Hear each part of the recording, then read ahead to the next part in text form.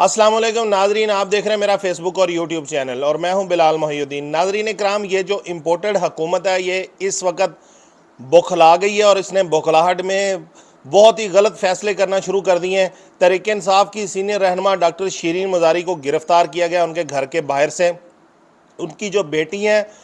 ایمان مزاری، ان کی طرف سے یہ بتایا گیا کہ ان کی مدر کو، ڈاکٹر شیرین مزاری کو جو ہے میل جو پولیس اہلکار ہیں انہوں نے گرفتار کیا ہے اور ان کو دھکے مارے گئے ہیں، ان کو زد و کوب کیا گیا اور ان کے کپڑے پھاڑے گئے ہیں۔ میرے خیال میں یہ بہت ہی بھونڈی حرکت ہے، بہت ہی قابل مذمت ہے۔ یہ جو امپورٹڈ حکومت ٹولہ ہمارے اوپر مسلط کیا گیا، ان کو بارہا یہ بات بتائی گئی تھی کہ کسی بھی تحریک انصاف کے کارکن کی یا سینئر لیڈرشپ کی آپ گرفتاری کرو گے تو اس کا جو ہے سارا ملبہ آپ کے اوپر گرے گا۔ لیکن ان کو اس طرح کے مس ایڈونچر جو ہے وہ کرنے کا بہت شوق ہے اور یہ انہوں نے پہلی گرفتاری جو ہے تحریک انصاف کی کر دی ہے۔ جو کیس اس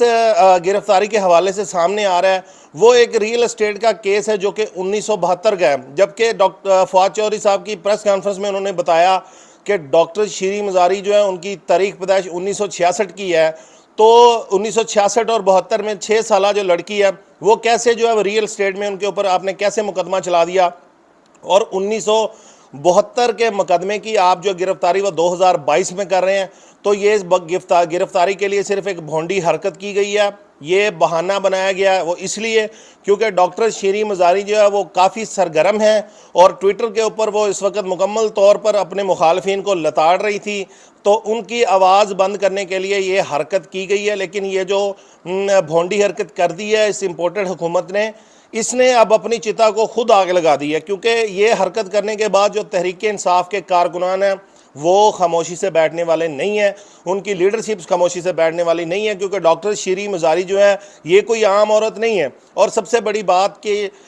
ڈاکٹر شیرین مزاری بھی ایک عورت ہے، اور میں نے جب سے یہ خبر میرے سامنے آئی ہے میں نے ٹویٹر کھول کے دیکھا ہے، کل رات سے جس طرح عمران خان کے اوپر ٹوکرے صحافیوں کی طرف سے فائرنگ کی جا رہی تھی کہ عمران خان نے وومن کی رسپیکٹ نہیں کی، رسپیکٹ وومن، یہ وہ،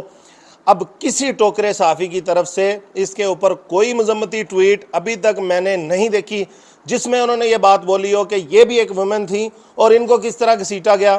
اور جو میل جو ہیں وہ پولیس اہلکار انہوں نے کیسے ان کو گھسیٹا۔ تو یہ کسی بھی طرف سے ابھی تک کوئی مذمتی بیان نہیں آیا۔ یہ بات میں بارہا اپنی ویڈیوز میں کہتا ہوں کہ یہ جو مسلم لیگ نون ہے اور یہ جو پی ڈی ایم کا جو بھانوتی کا کنبہ ہے،